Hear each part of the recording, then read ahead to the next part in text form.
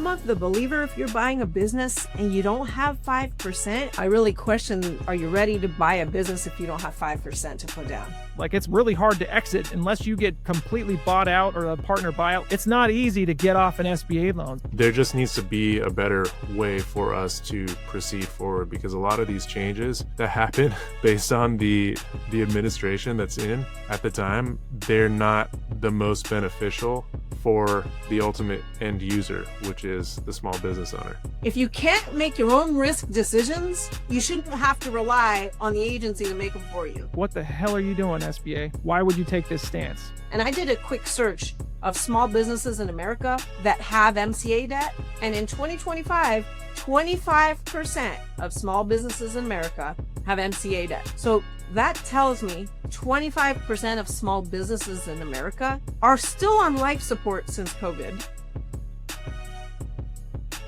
Welcome back to another episode of Lords of Lending.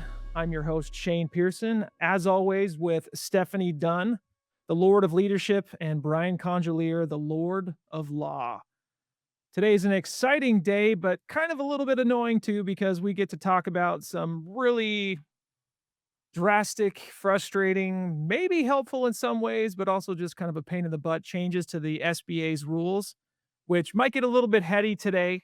So if you're a small business owner that actually is in a live application, some of what we talk about might be relevant to you, especially if you're trying to buy a business. Besides that, we're going to talk about some of these nuances and hopefully be able to apply them back to you personally in how you interact with any type of an SBA lender, whether it's us or anybody else in the world, even though you should be talking to us, let's be honest. But the reality is that these changes do affect your application, and don't let any lender tell you otherwise. So to jump into this, I'll kind of back you into a little bit of what happened. It was last week that the SBA had announced a new standard operating procedure for processing SBA loans. It's SBA 5010-8. Nobody really cares about that last number, but in the lender world, that means we've got to go in and change internal processes and figure out what the SBA is trying to really do. With a new administration, this is very common. Well, they'll come in and start shifting around rules, trying to backwash some of the stuff that Biden's era had put into play, and adapt the philosophy of the SBA to what the Trump administration actually has rolling. So to kind of get into this, we're just going to knock through some questions specifically around the major points that we've seen in the business acquisition space. And that's what Brian, myself, and Stephanie have spent a lot of time building, is a relationship with business brokers and with buyers out there that are trying to leverage the strength that SBA still, even after these dumb changes, is trying to help customers get into the SBA program, or to get into it, owning a small business with the least amount of cash down, albeit a lot more is required than was based on the previous rule book, and do it with as least amount of friction as possible. Okay, so let's jump into it. Brian and Steph, anything before we get into that you think's that's relevant to bring up right now? Yeah, I think if you look at the program, the whole purpose of the program is to provide access to capital to small businesses. Because prior to this program's existence, it was very difficult for small businesses to obtain business loans in meeting the conventional banking criteria. So the program was created and exists still today to provide access to capital. Now, that being the case, there are some changes that have just been made to this SOP that are not necessarily in the favor of providing access to capital to small businesses. So let's dig into those. Okay. All right. So then I'll fire off the first question here to what I think is maybe the biggest one specifically in a business acquisition, and that is the new injection rules. So what was it historically, Brian? So prior to this change, what was a buyer able to do that was getting a loan under the SBA 7A loan that we know we're going to be able to address with the change that just happened last week? Well, previously, I mean, when I first kind of got started, it was 10% down as a minimum, right? Yeah. And then with this last change over 4 years ago, I think it was 2023, so not 4 years ago at all, they changed it to allow for sellers to provide a good chunk of that injection, right? So up to 75% of that 10% requirement. So you could actually get into buying a business with only 2.5% from your own pocket, or even get it as a gift from somebody else. So having that change, like Steph was saying, significantly impacts people's ability to leverage bank funds and their own funds to be able to buy more businesses and grow more businesses. So even more crazy, you could actually get 100% financing. And the way that that would work is that even though you said the 2.5%, that tends to lean on what the bank rules were, because they would, banks naturally should want some skin in the game, as the Mhm. language is always utilized. But even the rule was even more lax. You could technically get 10% needed to be there, but the seller could carry that, just had to be on standby for 2 years, right? So no payments, no interest on that loan. So you can go in and buy a business with technically not putting any cash down. Some lenders would do that. I had seen only maybe 1 or 2 transactions where I made that happen personally, and that's where I had a guy who had been the manager of the business that the owners wanted to let him buy it from them. So they were willing to carry some and kinda make that work, and the cash flow numbers worked. They were cutting him a break. But now we're flipping in back at kinda going back to old school as far as, what that rule was. So, Steph, how does the new SOP, where does that new SOP put us today for the amount of down payment you have to have, and how you can structure that if you're a business buyer? The new SOP today, this 5010-8, is in essence reverting back to 5010-6. So think 2 SOPs ago. And then we're back to the change of ownership requires 10% injection. It could be 5% buyer, 5% seller. So I think that overall I'm in favor of this because I do believe buyers should have skin in the game. Does it affect some transactions? Yes. But again, I'm of the believer if you're buying a business and you don't have 5%, I really question are you ready to buy a business if you don't have 5% to put down? But there are industries where, your sweat equity in working at a place and running a place for years and working for a seller, it's part of your deal. So there will be those circumstances that are going to be negatively affected. Well, I think you bring up an interesting point, and it actually tells to your tenure as a lender, the idea of how you identify things. I think any of the good lenders in the SBA industry weren't really that often pushing anything like less down than 5%. I mean, I talked to some of our biggest competitors that we worked with, which are more colleagues in this industry, which is a weird little niche in the SBA world.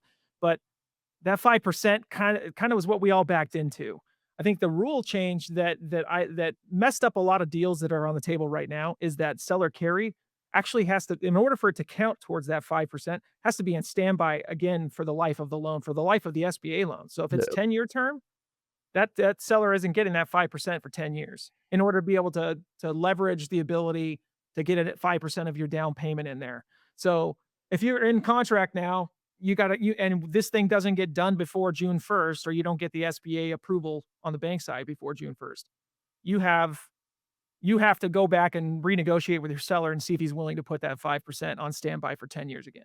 And that was the rule, right? I think, like, I almost, like, have blacked out that period of life in my head, but I think that's what it was prior to. If it was gonna count towards it, it has to be that 5% on standby for the life of the loan, which makes Yeah. sense. Then it's Yeah, really that's right. equity at that point, and I think that all kinda lines up Well, when all is said and done. yeah, that's my biggest problem with the 5010-8. I have 2 big problems. One is seller carry on standby for the life of the loan. I mean, we talk about the demographic of sellers in America, guys. This is the baby boomer transfer of They're wealth, in right? retirement. So Yeah. a 70-year-old doesn't want to hold paper for 25 years. Do the math, guys. Yep. When you're talking about a real estate transaction and you have to hold paper for 25 years, that basically means the seller's never getting that 5%. Let's be honest. Yes. All right. It's not happening. You're selling 95% of your business. Yeah, Yeah. it It's a effectively forces people to restructure their deals, right?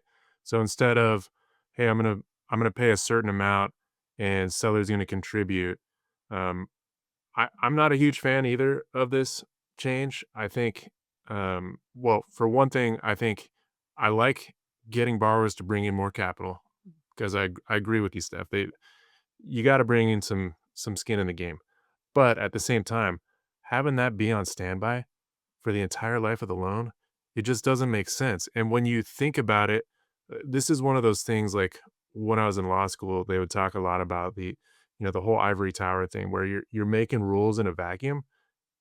And then when they're actually put into practice, they don't make sense, right? This is a type of rule where in reality, what are people going to do? Well, they're just going to charge more for their business and then carry that note. And at the end of 10 years, maybe they get paid, maybe they don't at that point. But it's just gonna force different things to happen that effectuate the same result, Yeah. right? So it's one of those things where, yeah, in part, I like it, but also at the same time, the whole standby for the life of the loan thing, come on, it's Doesn't just really not help. realistic. Yeah, they could have chosen 5 years. Why the hell isn't it like 5 years or 3 years? It's Right. Again, with the aging demographic, but you know what that just means? You're right, Brian. What that means is all purchase prices have gone up 10%. yeah, damn it. There you go. That's brilliant. Yeah. There you go. Yeah. So there you go. So, and actually, I really love your reference to that ivory tower because that's exactly what I was thinking to myself as we listened to the changes. I was thinking to myself, how did they think through the practical use of this change? Like, if I'm a seller, will I hold paper for any period of extended time? No. So I was looking at the table of presenters and the new the new team of administration there and thinking to myself, how many were actual lenders? None. None. 0. Yeah. Yeah. Not one There lender was on the more. administration. It's usually how that Yeah. goes. Well, there's no frontline people that actually can see the impact of the net decisions that are made with any of this. So Yeah. the decisioning around any of this tends to be the academics, and the people who get put into these government positions. And I mean, there's some great people that have been put on the SBA, like that have come with this transition. I mean, we know one of them really well, Sure. that they have good experience and they understand the play and they've been in it for years. But there's a current, like with us being literally in the front lines, we're seeing the true impact that this has on a business owner and having to help them figure out how to navigate this nonsense as it unravels. A lot of pre-thought and get to see the impact and how bad it hurts. I mean, Mhm. we are the triage doctors, if you will, that are trying to there to help fix it. Well, and this leads us to the next big bullet point here that is a point of, to me, friction in the chain is any partial acquisition. So, regardless of your percentage ownership, you must provide a full guarantee. So, if you're a 5% owner, you are fully guaranteeing the entire loan. Once again, practical use of that.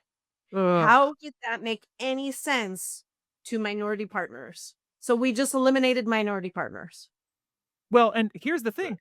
If you saw the change, the way that they verse this in, actually, I think within the SOP itself is saying because those owners who are buying that partial percentage are getting some net guarantee or like some benefit from the loan, which, I mean, it sounds sassy for me to do that with some weird moves as I'm saying it, but the whole thing is contradicts a regular business acquisition that's a full transfer of ownership if there's minority partners. Like, why the hell would just because it's a partial transfer be treated any different than a full transfer? Because on a full Right. transfer, you also have a benefit of the loan by being a 3% partner. That's where someone wasn't thinking through. They're trying to or they're overthinking what the hell's going on with that. I had heard some language come from, a credit officer at a buddy of mine at a different bank where he had kind of mentioned that, like, well, they're getting a benefit of the loan. I've heard that come out of, like, attorneys' mouths, actually. Anyone benefiting from the loan should have to guarantee it. Like, that's never been the case historically on regular acquisition changes. So the whole idea, I think, was to try to not let the seller's off the hook on the business if we're doing that because they're the ones getting the lion's share bonus. Like, hey, I'm selling 95% of my business. I get to sit in a 5% equity seat for the next couple years and then maybe gracefully exit out of the business, while still taking advantage of the profitability that's there.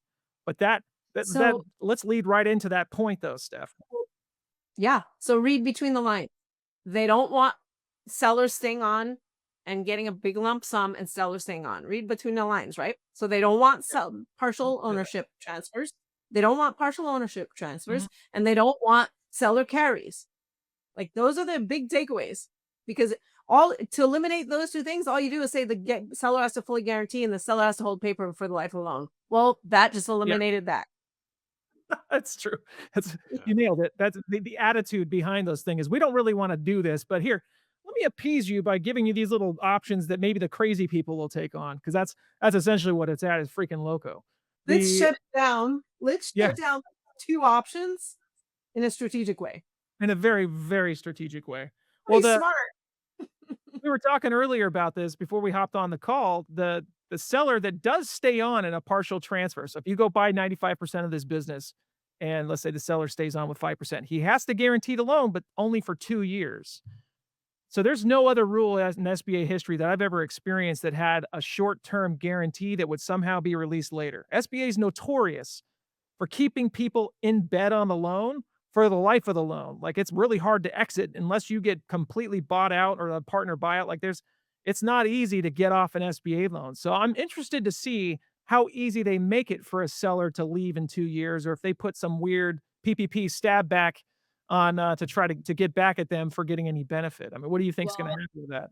great point. So after the call last week where the SBA rolled out these changes or made the announcement to lenders, I deliberated with our head of servicing, who has been in servicing for 40 years, ran servicing for the SBA, and is a true veteran and the real OG in servicing.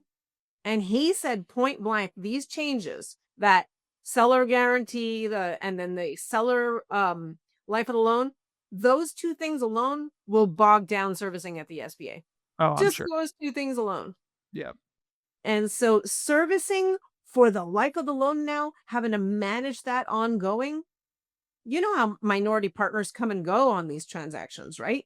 Yep. And so now to maintain the guarantee on minority partners for 25 years is going to be a servicing. I mean, think about the servicing, huge servicing demand now on banks and on the SBA, who, Yeah. oh, by the way, just cut 40% of their staff. Yeah. Well, that makes me lead maybe to the next change that I think will have an impact on borrowers based on the lender attitude on loans if that lender isn't used to taking risk. And that's specifically that in the world of SBA, a small business lender can achieve what's called a PLP status, preferred lending partner. I think I'm saying it right. I would just call it PLP in our world. What that means is if you're working with a lender who has a PLP status, they are able to approve everything in house, don't have to go off to the SBA to get things approved. What the SBA historically has done is left the door open to be able to process for one of those lenders that maybe has some questions about whether or not a transaction actually might work to then go send it off. So a credit manager that is unsure if a deal is eligible would utilize the ability to send it to the center to have them approve your loan. And that could add maybe 2 to 3 weeks to the loan, if not longer sometimes. But it gave them the credit manager the ability to get over an eligibility issue that might put the bank at risk if the deal goes bad. So what is the new change that went along with this SBA SOP, Brian? From what you had seen, what are they now requiring or what are they saying banks are allowed to do when they have questions instead? Not sure. Oh, damn it. Okay, you didn't see that change. No, I So didn't see that change. The only thing I know is that PLP lenders can't go GP anymore. that's what I'm talking about. So let me Okay. go back and All ask right. you that question again. They can't All go right. anymore and what the solution is to try to get the response. This is like watching Dumb and Dumber. You'll have to excuse my friend. He's a little slow. We're leaving this in. This is staying. Don't cut this. Best. Yep. No clue. Well, that honestly, I didn't understand your question, Shane, but the best was Brian's answer. Brian's I don't answer was the best. All right, so let me Yeah. re-pitch. Don't So, know. No ego at all. like you said, no longer get GP. We're leaving all that in, guys. Don't worry about it. It's people. So, PLP lenders no longer GP. What does that mean? What impact does that have on a bank now? So, yeah, that one's interesting because all of a sudden you're shifting the risk, right, on a bunch of deals that may have been marginal deals to the lender who, you're kind of taking a shot in the dark, playing your shot in the dark from survivor speak. Um, it's I don't know how that one ends up shaking out, to be quite honest. I mean, I've had a number of deals where credit is for whatever reason concerned on it, and they say, let's send this one into the center just to be sure. Uh, I think that one ends up being credit officers saying flat out no Yeah. in a Well, lot of those scenarios. Otherwise, y- yeah, I just don't see them doing a lot of those fringe deals anymore. Now, and once again, I'm going to say it again, very intentional on the administration's part. Yeah, they don't want Exactly what you those. said, Brian. You know what the thought process is? Don't be sending your crap in. Don't send it to us. If you guys can't make the decision, don't expect us to make the decision for you. It's like a cop out, right? If you can't make your own risk decisions, you shouldn't have to rely on the agency to make them for you. It's like you guys all have to do your jobs here in assessing your own risk. To The some agency degree, was never supposed to be used for that. So I kind of understand what their purpose is. The agency was never supposed to be the credit department for the bank. yeah. yeah, it makes sense to some degree in what you're saying, Steph. It's it creates more, which is funny because a lot of these changes create more servicing and SBA work on their end. This one obviously goes the other way, shifts that work back to the lender.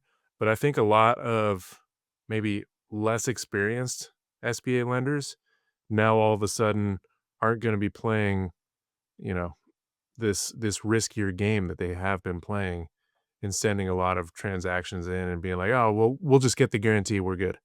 Yeah. We got their blessing, we got it, we're good. Yeah. So Yeah. You're right. I know a lot of, good and and look, bad. oh, you weren't with me at this. I went to an event a couple weeks ago, and it was all the top lenders in the country at this awards banquet. And a couple of the top lenders in America had a PLP license, but their credit department sent everything in GP. We know some lenders that have been in the business forever, but their credit department preferred sending everything in GP. And that's what basically probably changed the administration's mind because they were flooded with underwriting. And they were like, wait a minute, we're not lenders. We're supposed to only be used in circumstances, like special circumstances, right? So because of that, now it's forcing anyone who has a PLP license to, yeah, I guess you're right. Credit departments now are really going to have to master the SOP. Well, let me ask you this. What do you think? Do you think that there could be some lenders who say, "You know what? We don't like that level of risk. We're just gonna opt out and not do SBA loans anymore." Yeah, I agree. I think there will be some lenders who are just not willing to take the risk on these credits. And you're right. Before it was a, well, let's send it in GP because we don't have the SOP expertise here at our small little community bank, right? And Mhm. now they're just going to pass. Well, I've got some points for you. So there's some footnotes to this rule, right? That you can't send in something GP anymore as a lender. And as a borrower, it's important to understand what this means. So we've identified that there's risk associated with the decisioning that the bank is making. There always is risk on your deal. And this is really only going to hit those that are doing some crazy stuff. So when all is said and said, like they're coming from a funky industry, they've got cash flow problems. There's some story that has to be told on this that doesn't fit the norm. So this is all set up to try that's where that was set up in those situations where banks would do that. Besides the point that Brian brought up, where some just decided to send everything in, even though they already have what's called that preferred lender like license. So going back to what Steph said, SBA just cut 40% of their staff.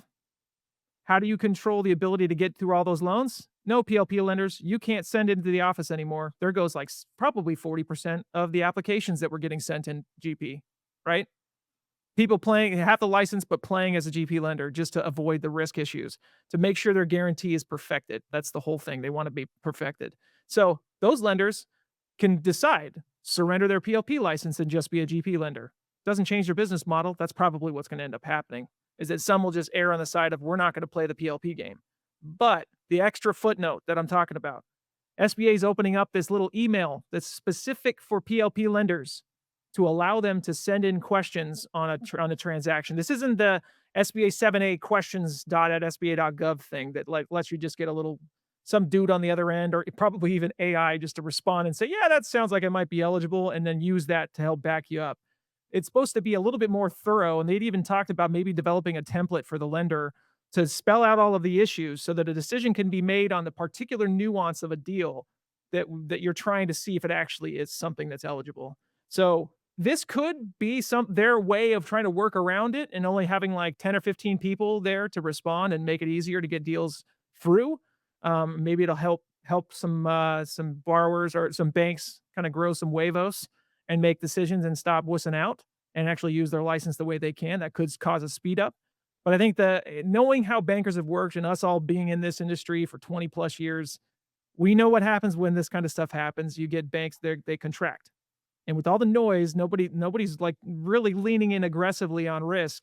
So expect slowdowns if you've got a really weird ask for the bank. And I think that's the net issue that this could potentially put an issue. If you get the lender like myself on the front end starting to hum and haw about eligibility, and you hear that word come out of their mouth, be prepared. There's going to be maybe some kickback on whether or not you get that deal to work, and on a lot less lenders that may be willing to take that risk.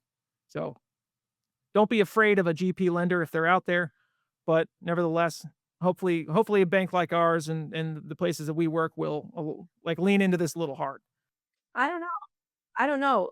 I mean, if I'm a GP lender right now, I'm applying for my PLP license because we just said the SBA is cutting 40% of their staff. So if I'm a GP lender, think about the turn time you're going to Yeah. be dealing with. Well, right now it's like 3 weeks to just Yeah, and wait. closing. That's not the front end. So if you have 3 weeks added to your loan, if you're going out to get there going out to get an SBA loan. So Yeah. you're right. I Correct. think once again, if you read between the lines, the SBA is saying we want to work with PLP lenders. Yeah, that's valid. Yeah. And we'll give you some help so don't think your things are gonna go bad, but I don't know. It's a lot of skeptics, a lot of pessimism that exists in the decisioning world that makes this a hard play to know. Yeah.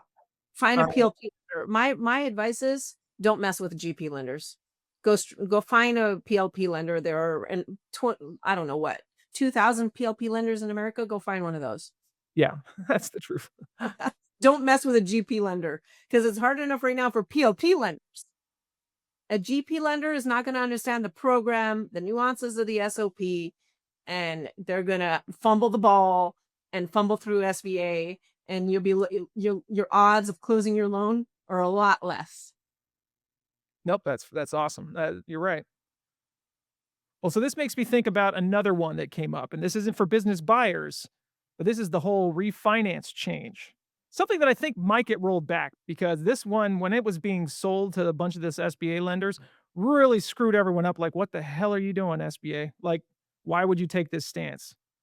Steph, do you know what I'm talking about, or do I phrase the question where okay, you And this was my other remember I had two big problems. My two big problems were seller carry for the life of the loan.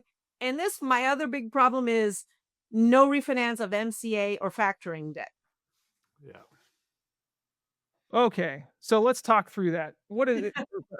Right now, we know that there are some significant problems in the small business lending world, and that is that us stupid SBA lenders can't move fast enough. So it opened the gate to these psychotic, I'm going to call them psychotic MCA lenders, where they put together these terms called merchant cash advance. And I won't name any of them on here, but you can go look up who are the MCA lenders that are out there and see plenty of them. But the terms on these notes are so predatory, uglier than any debt I've ever seen, probably in my life. On consumer side or not, I'm amazed that this hasn't been that these kind of debts haven't already been like regulated heavily because it's borderline usury and the workarounds that they have on the legal documentation. Yeah, it's straight up loan shark to the small businesses, and it buries them. So I get SBA hesitating. I want to help these people, but what is it about that kind of a debt that you think SBA would have so much hesitation in making this dumb rule to not want to help Well, these borrowers? look, we've all dealt with our credit departments over the years as this MCA debt and factoring debt has become more and more common, right, to Mhm. small businesses. Look, let's think on why these small businesses got into this debt in the first place. Like that's always my argument, right, to our credit teams is, oh, well, there was this little thing called the global pandemic. All right. So this little global pandemic problem in America. All right. And then you deal with all the recession issues, inflation issues, staff payroll expenses have shot through the roof. Okay. Or All you of this in a 5-year period. Like, think about it from a small business owner. So small business owners couldn't keep up with the rapid increase of doing business fast enough. And sure, the government pumped a whole bunch of money into the system, right? Through PPP and EIDL and all these other government relief programs, but it wasn't enough and it wasn't fast enough, quite frankly. And so what they did was they had to resort to short-term debt just to keep afloat, just to make payroll. But it was just that. It was short-term debt with the expectation of, okay, let me go through the process of applying for a long-term debt to take out the short-term debt. It was a band-aid. So Yeah. now we're calling them, sorry guys, you're stuck with that expensive short-term debt. There's no out. I mean, think about how we're setting these small businesses up for now no access to capital. Yeah. Yeah. I mean, you just have essentially ripped the IV out of these guys on their deathbed. I mean, it's sad, and because SBA can be a cure for those problems. I think that's what it's been kind of staged up as. The problem is the MCA lenders were administering that as the exit strategy, as the saving grace for the debt that they were about to put on these borrowers' books. It was a selling strategy. Oh, we'll just get you an SBA loan and get you to pay this note off afterwards. Regardless of what the situation is that got you into the loan you want, we're going to plug this in, milk you for a whole bunch of fees, like 40% plus, tack that all onto the debt right away, and then don't worry, SBA will take it out and put you on normal, good, healthy terms. Mhm. So it's like taking cocaine, knowing that some ibuprofen at the other end will just solve the headache of the aftermath or something. Like getting so plastered drunk in like immediately, and then thinking that that's going to be your solution, and oftentimes it never solves the issue. I mean, hell, you get people will literally kill themselves with over drinking and these SBA loans. So that strategy needed to go away, and I think that SBA is leaning away from them in hopes that maybe it buries some of these MCA lenders. That's the only thing I can think. That forget us going to try to build regulation into the SO or into Congress. Let's just take the solution off the table for those lenders and maybe see what happens, see if they roll off. Because there's nothing to Yeah, hide behind anymore. There's no exit. I question that. I just don't really see the value in it.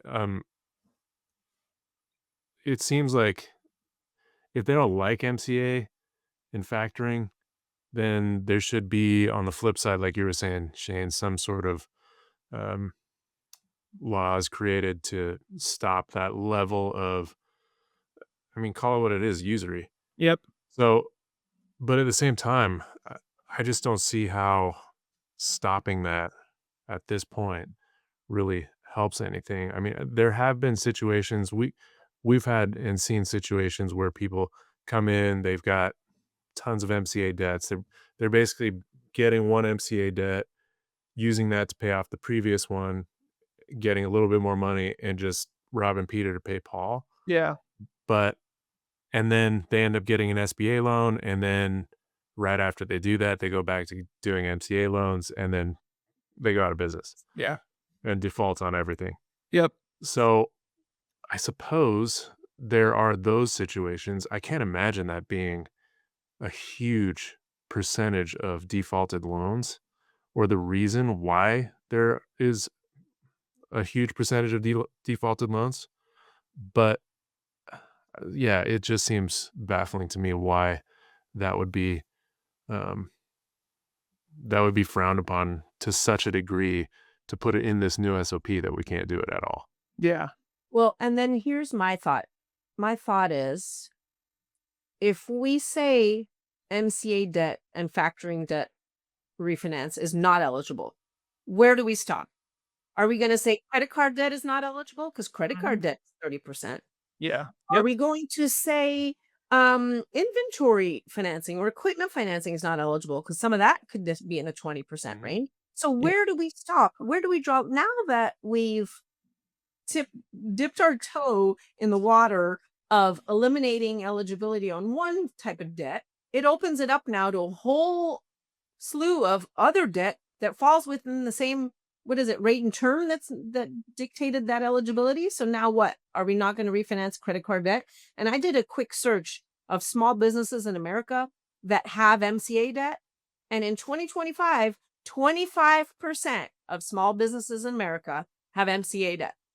So that tells me 25% of small businesses in America are still on life support since COVID and Yeah. have tried to find alternative solutions to financing and access capital. And now he just buried them. Yeah. That's it. And I also see, businesses that are just growing so fast, hand over fist, that they know what they're doing and they choose to get these MCA loans because they know, hey, I've got this contract for, I don't know, $1 million, and I don't have the capital to fund the work to be done on that contract. And Mhm. so now I'm losing out on $1 million. I'd rather go and make, whatever their margin is, instead of it being 20 or 30%, I'd rather go make 10 or 15% on that $1 million contract Mhm. Yeah. with an MCA loan Yep. than not at Yeah. all. And that's a great point. If the whole intention is to get rid of those predatory lenders, all right, again, reading between the lines, Mhm. then the agency's intention is shutting down MCA lenders because now there's no takeout. All right. So that's it inevitably suffocating that business. Okay. So because there's no takeout, and so they just lost their sales proposition. Yep. Okay. So inevitably, if that's the goal to get rid of that MCA debt, why would we not then actually enhance our product, the line of credit product? So that's the alternative to small business Mhm. owners. It's Yep. not no longer MCA debt. I mean, getting a line of credit, as we all know as lenders, is difficult. Mhm. It is really difficult to get a line of credit if you're in the pharmacy business, anything that requires a rapid inventory turnover. SBA does not make it easy to provide a line of credit. No. All right. So why wouldn't we work on enhancing our line of credit product and making it more reasonable for small business owners? Again, access to capital. That's the point of the administration. And forget about suffocating the MCAs. We would put them out of business if we had a competing product that could meet the demand of these rapidly growing businesses. Yeah, and put a guarantee around it and make it sellable. There's gotta be something in there that makes it enticing enough for a bank to wanna get into it. I was on a different podcast where I kinda brought up some of the changes you could make to the SOP and trying to make things more profitable because I'm a sales guy, and so I think how do you lure people into a program or lure more sales out of a sales guy? You up the comp plan. Like, it's kinda like one-on-one. Like, we make the carrot a little bit bigger, don't come at them with a stick. This is totally stick mentality of how to try to and help an industry that it actually does the opposite. So putting pause on the ability to touch those, I almost think that because of how asinine it all sounds, that I actually think it might get rolled back or reworded, rephrased on what they might do. Maybe give a little bit more of a rule set of situations that would allow it. For instance, if they just got the loan last month, you can't pay it off. Maybe you need at least a 3 to 6 month like lifespan of that MCA loan to show that that didn't sink the ship. Because that's what was happening. You'd have a guy go out and borrow 2 weeks earlier this MCA debt and then turn around and apply for a 7A loan the next day. Like Mhm. that was what the problem was. So get rid of that whole strategy and say that it has to be seasoned for 3 to 6 months. And now all of a sudden that debt now becomes something that actually could be paid off. I So don't know. The longer they stay with that expensive debt, the more it's a slow death. So do sure. you really want to kill their cash flow? Like that's the double-edged sword we're dealing with here. Yeah, it is Is a double-edged sword. You nailed it. yeah, we want them to maintain that debt. Like, let's see how long you can manage under this torture chamber to see if you're worthy of a refinance. Like I say, the quicker we can get them out, the better for everyone. You're entirely Yeah. right, and I think that's the key.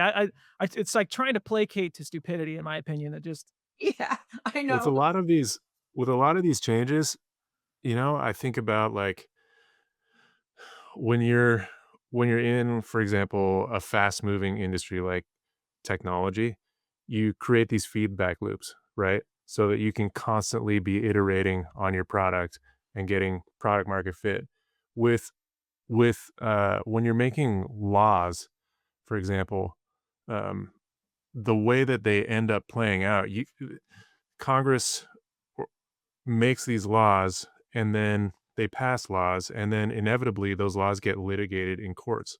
And so the nuances get fleshed out and the rules get more detailed and for example, the Supreme Court comes up with ways to actually implement a lot of these rules that the government puts out. With SBA, there's no feedback loop. Yeah. There's no way for anyone to litigate out what these rules actually mean. Mm-hmm. And so consequently, there's no way for anyone to make changes. It's just new administration comes in. We think we should make some changes. Yeah. They poll some people, they talk to some industry um, heads and people that have been in it for a while, and then they basically go in a room, it seems like, and come up with the decisions they want to make. Um, to me, this screams that there needs to be a better feedback loop for SBA specifically, both with borrowers and with active lenders in the space, so that we can come up with the best version of these rules. Not something that, the ivory tower issue or something that someone who knows somebody on the inside can get away with because, they think, "Oh, I'm making a ton of money as maybe I'm an MCA lender, I'm making a ton of money and I want to be able to get SBA loans to take out my loans so I can sell more MCA loans." Something along those lines, or could be something else, right? There just needs to be a better way for us to proceed forward because a lot of these changes that happen based on the administration that's in at the time, they're not the most beneficial for the ultimate end user, which is the small business owner. Yeah, Uh, that's a great point. I love that. And actually, that's very well said.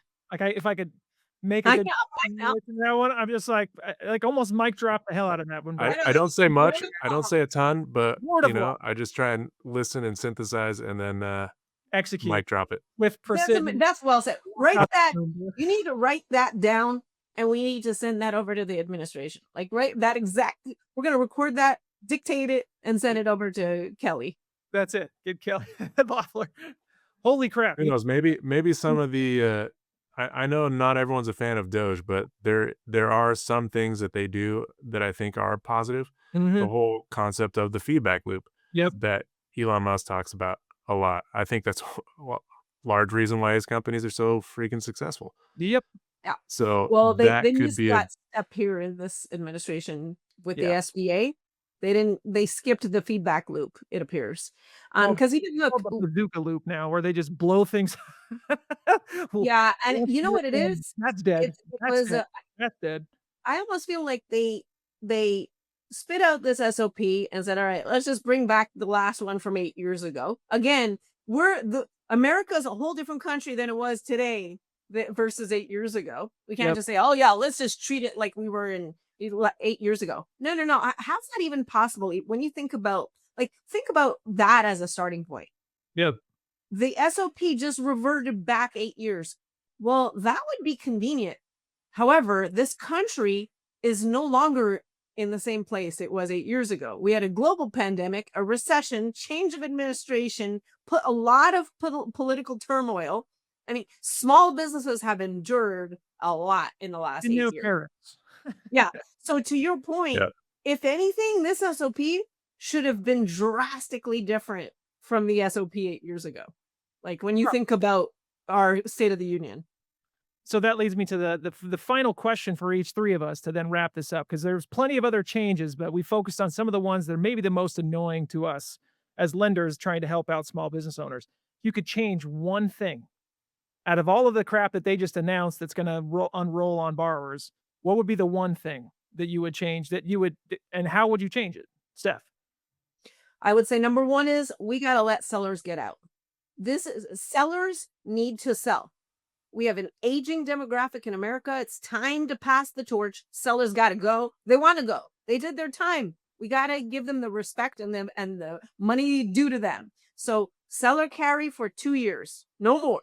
2 years if there's a seller carry. I'm okay with the 5 and 5, but 2 years seller carry. And if a seller is less than 20% ownership, they don't need a guarantee. Let the seller go in peace. Yep. Oh, I would echo the exact same thing. The things that I was thinking of, the biggest one I was thinking of was the seller carry issue. And then, of course, keeping sellers in and making them guarantee. It makes 0 sense given the huge demographic that are sellers at this point. So you both kind of encompass both partial changes of ownership and the seller note concept, right? So there's two elements there that I think live, but it's just the reaction to the sellers because we know this market right now, and the business acquisition space is 65% of, or if not higher, of what our focus is in generating loans. What the majority of the top 50 SBA lenders are focusing on, it is the transition tool of best resort that most banks won't touch conventionally. So I Well, think the 3 of us kinda sit in that same seat. look at, if the government thought through the silver tsunami we talk about all the time and the largest transfer of wealth in the US history happening now, why would we not let sellers go in peace? They built incredible businesses. We have qualified buyers. Let the seller get the market price for their business and be able to move on and transition. Look, there's a lot of questions regarding social security and solvency. If sellers have built themselves a nice business and can sell it, we should let them. Yeah, Exactly. amen. Exactly. I mean, I have parents myself who have a small business, and they were surprised to hear that, "Oh, you should sell your business." They were my parents were like, "Wait, what? I could sell my business? How much would I even sell it for?" It's it's such a benefit for them to be able to do that. And there's already this new rule that comes into play where there's additional scrutiny on goodwill transactions. So, with that additional scrutiny, it seems to me like we probably don't need as much scrutiny, therefore, on these sellers who are trying to exit and step out. Yeah, get them out of bed, man. We don't want them in bed with with the buyers. It Sellers go enjoy their retirement with their own money. Because uh, if not, guess what, government? It's going to be the government's problem. yeah, no, that's exactly what happened. Default thrives on their existing business. Now you got people that are gonna be relying on Social Security and all sorts of other problems and all that other crap that they're trying to reduce expenses on. It only bloats and becomes a bigger problem for the government on the other side of all this. So, and I know SBA makes up a small amount of the inevitable funding that happens in the market for businesses today, but it really is the lifeline for small business owners, and we want it to remain that way. That's why I'm staying in it and why I haven't left it for 19 years. I really enjoy and appreciate the opportunity that this program does create for small business owners. The SBA is built around seeing people kind of make the American dream come true, and I feel that I get to be a part of that. As corny as it sounds, it may sound like it's just like some joke, but after doing so many deals, it's not about the money anymore on how much I make out. I don't get that gratification there. I actually get gratification about seeing the seller and buyer on the phone call with me, get excited that there's an option to make their dream come true on both sides of the equation. So like Yeah. that's more fun, that's more fulfilling. I don't know, that's just I think all 3 of us share that sentiment. And Yeah. so if you're listening today, please follow and give us feedback on what ways we can address new content for you. Things that really would help solve the problems you have. We're gonna have some guests coming in that are specialists in the industry, like hospitality, some in the funeral services. If you're not in the funeral services, you should probably just jump in on that one alone, just because it's fun to hear how that industry operates. If you've never thought about funeral services as an actual thriving, growing business. I know a guy like me that didn't spend much time lending to that industry, where Stephanie's like a master and a goddess in that world. You get to hear some fun, crazy death stories. So enjoy that. But like, stick around for those, and please, again, let us know what any other way that we can help satisfy the needs of the small business owner and ensure that we're giving you good, solid topics. So thanks for chiming in. We'll talk to you again soon. Go get them.